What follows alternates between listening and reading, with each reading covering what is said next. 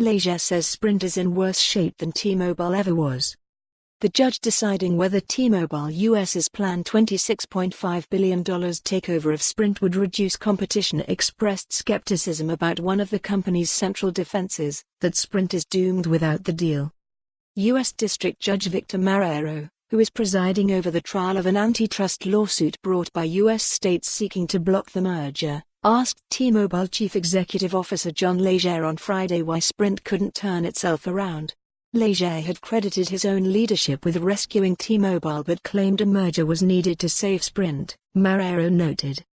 The implication is that if T-Mobile is able to achieve this upheaval and overhaul, why not Sprint, without the merger?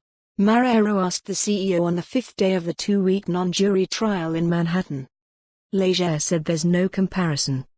The financial situation that T-Mobile was in was dire, but nothing compared to the distress that Sprint is in at this point in time, he told the judge. Sprint doesn't have the same financial backing or the shareholder support that T-Mobile had at the time, Legere testified, adding that Sprint would be sold for parts without the merger. The challengers are trying to show that the merger would reduce the wireless market from 4 major players to 3, slashing competition and driving up prices. The attorneys general of 13 states and the District of Columbia, all Democrats, filed the lawsuit in June.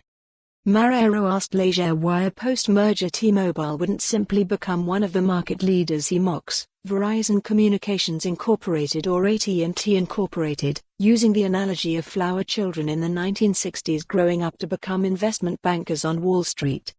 Read more, T-Mobile, Sprint sued by states seeking to block tie-up.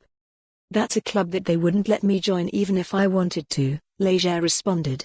I'm probably the most hated person by those two players on the planet. Legere said he didn't see the companies that would remain in the industry after a merger of T-Mobile and Sprint holding hands and singing Kumbaya. The 61-year-old CEO, who is to be succeeded by President and Chief Operating Officer Mike Sievert in May, also defended a January 2017 text exchange with representatives of Deutsche Telekom AG, T-Mobile's majority shareholder, in which he said the regulatory environment will never be better for 4 to 3. Legere said the phrase, which refers to the change in the competitive landscape after the merger, was meant as light-hearted cheerleading for the benefit of Thorsten Langem, the head of Deutsche Telekom's US business, who was having a tizzy fit about the deal's prospects. The trial comes more than a year after T-Mobile and Sprint announced their deal, claiming together they could better compete with Verizon and AT&T while speeding deployment of. For more on this story, visit the news article link.